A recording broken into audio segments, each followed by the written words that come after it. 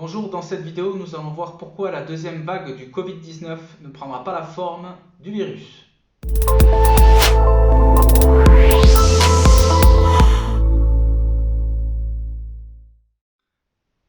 Alors bonjour à tous, je suis Vincent Roquayrol, je suis hypnothérapeute et praticien en thérapie brève, thérapie comportementale et spécialiste donc des cyberaddictions.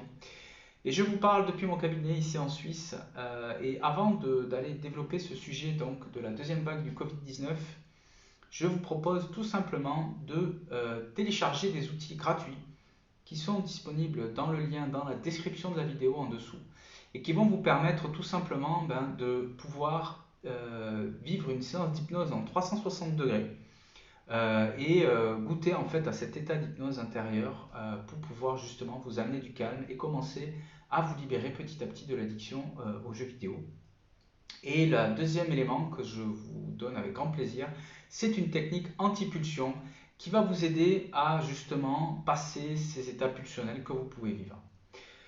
Je vous propose aussi un lien qui vous amène directement vers un test gratuit en ligne qui va vous donner une définition exacte du niveau d'addiction dans lequel vous êtes et où est-ce que vous en êtes au niveau de l'addiction aux jeux vidéo.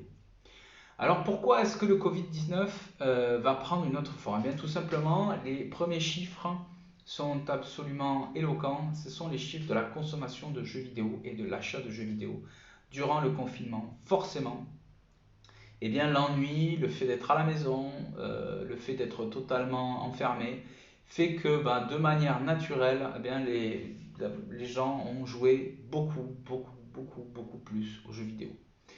Et alors, en soi, c'est pas véritablement un problème parce que forcément, il fallait bien passer le temps, on aurait pu le passer d'une autre manière, mais les jeux vidéo ont aussi été une réponse à bah, ce, cet ennui collectif que nous avons tous traversé durant ces 6-7 semaines.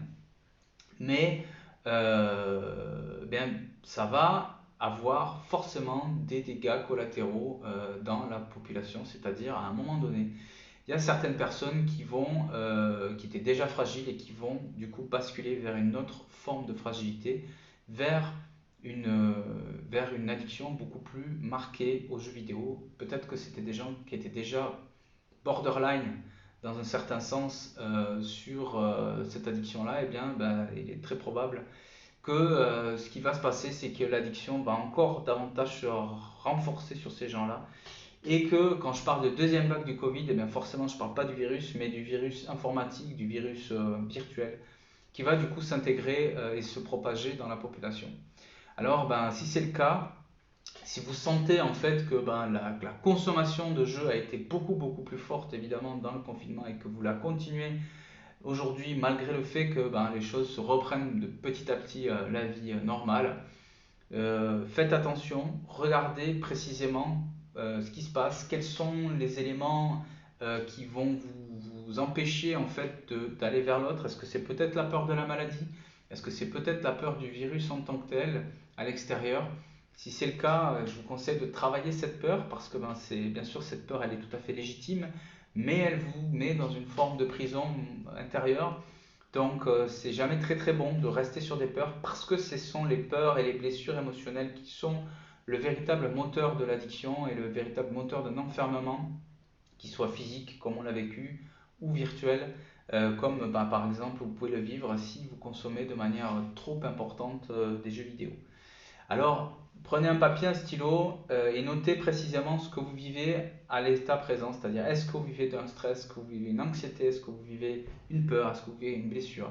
Notez cela, notez les déclencheurs qui vous amènent à vivre ça pour pouvoir y travailler dessus de manière beaucoup plus thérapeutique. Alors vous avez déjà les outils que je vous invite à télécharger en ligne, mais il y a aussi d'autres formes d'outils qui peuvent être disponibles.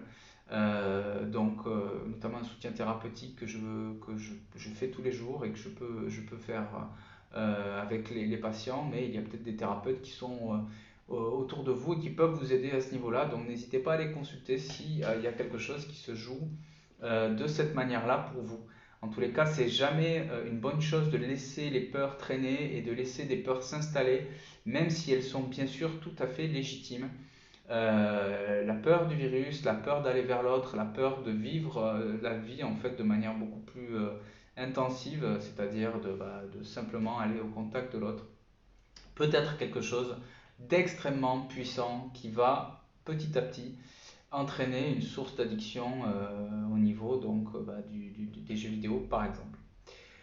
Voilà, je vous souhaite une excellente journée. Abonnez-vous à la chaîne, il y a du coup une vidéo tous les dimanches midi qui est donc donnée. Et puis ben, je vous dis à très bientôt.